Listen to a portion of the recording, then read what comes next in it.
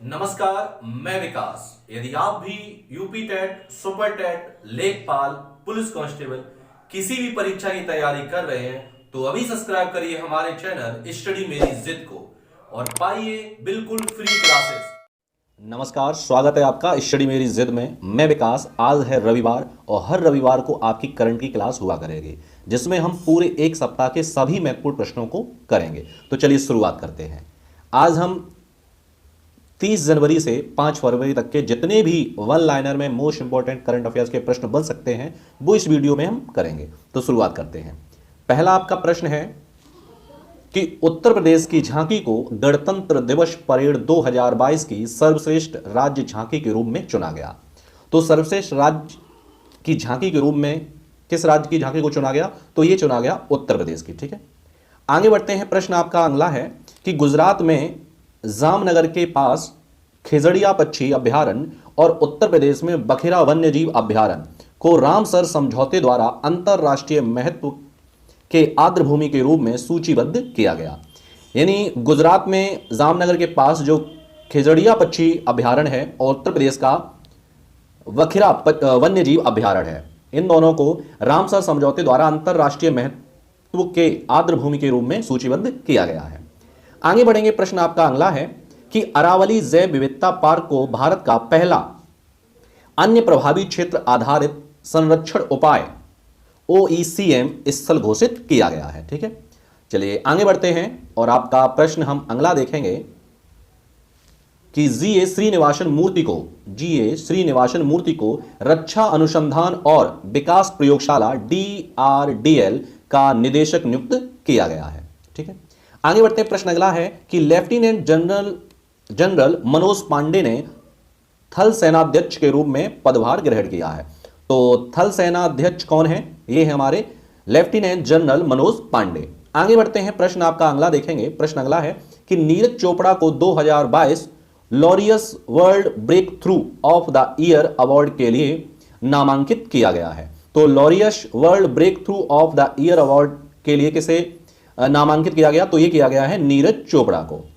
प्रश्न अगला है आपका, भारत का पहला भूवैज्ञानिक पार्क मध्य प्रदेश के जबलपुर जिले में नर्मदा नदी के तट पर लम्हेटा गांव में स्थापित किया गया।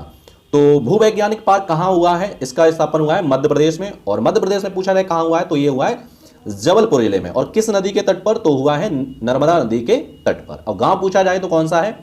लम्हेटा गांव। ठीक है, चलिए आगे बढ़ते हैं और प्रश्न आपका अगला करेंगे।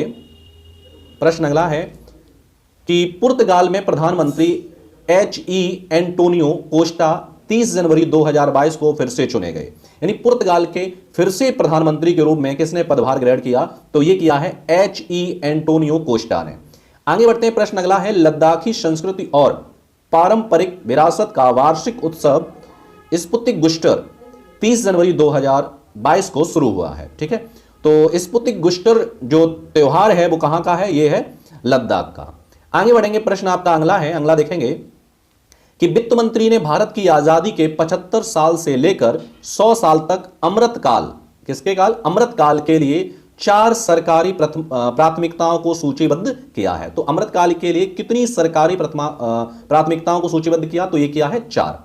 आगे बढ़ेंगे। प्रश्न आपका अगला है कि भारतीय तटरक्षक बल ने 1 फरवरी 2022 को 46वां स्थापना दिवस मनाया।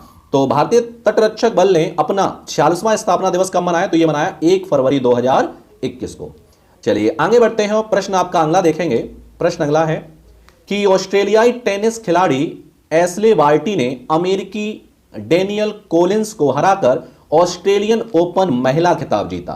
तो ऑस्ट्रेलियन महिला ओपन खिताब किसने जीता? ये जीता है एशले बार्टी ने। ठीक है, और किसे हराकर जीता है? तो जीता है डेनियल कोलिंस को हराकर। अगला प्रश्न है कि स्पेन के राफेल नडाल ने ऑस्ट्रेलियन ओपन के पुरुष एकल फाइनल में रूस के डेनियल मेदवेदेव को हराया है। तो स्पेन के राफेल नडाल ने ऑस्ट्रेलियन ओपन खिताब पुरुष में किसे हराया है? तो डेनियल मेदवेदेव को हराया है।